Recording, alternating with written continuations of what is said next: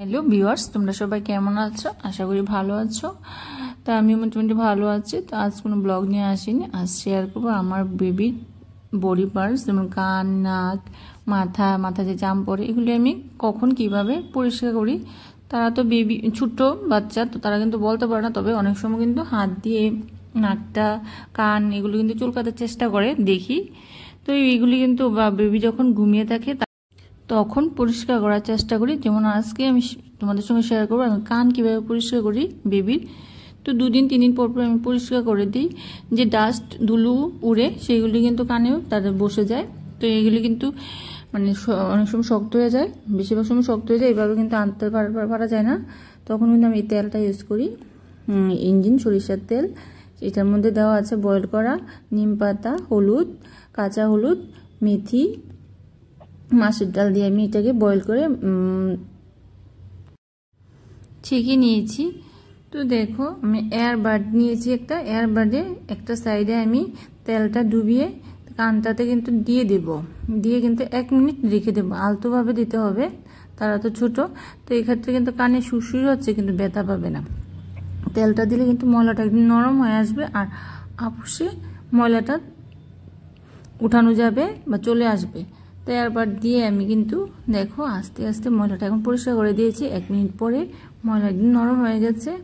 তো বেবি যখন ঘুমিয়ে থাকে, দেখো প্রচুর ময়লা আসছে, কিন্তু যখন ঘুমিয়ে থাকে তখন এই সাইড ঘুমাইলে আমি ওই সাইডটা পরিষ্কার করি, আর ওই সাইড ঘুমাইলে এই সাইড পরিষ্কার করি। তো এভাবে আমি পরিষ্কার করি।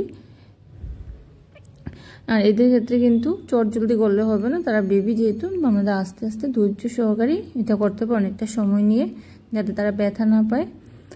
আর যদি তেলটা দিয়ে না করা হয়, মানে তেলটা ছাড়া যদি করা হয়, তাহলে কিন্তু ব্যথা পেতে পারে এক্ষেত্রে। তো তেলটা দিয়ে নরম করে নিলেই ভালো হয়, এতে বেবিরাও রিল্যাক্স থাকবে এবং কোনো কষ্ট পাবে না, ব্যথা পাবে না। তো আমি আস্তে আস্তে কিন্তু পরিষ্কার করে দিচ্ছি। এক্ষেত্রে কানে সুরসুরি হবে ঠিকই, কিন্তু কোনো ব্যথা পাবে না। তো অনেক সময় দুধ খেতে খেতে কিন্তু কুলেই ঘুমিয়ে থাকে, তখনও কিন্তু আমি ওর বডি পার্টসগুলি পরিষ্কার করার চেষ্টা করি। এই এয়ারবাডটা দিয়েই আমি বডি পার্টস বিভিন্নভাবে চেষ্টা করি, নাক, মাথার চামগুলি ক্লিন করার চেষ্টা করি। তারা তো ছোট্ট বেবি, বলতে পারবে না, তাদের ভাষা আমাদের বুঝতে হবে।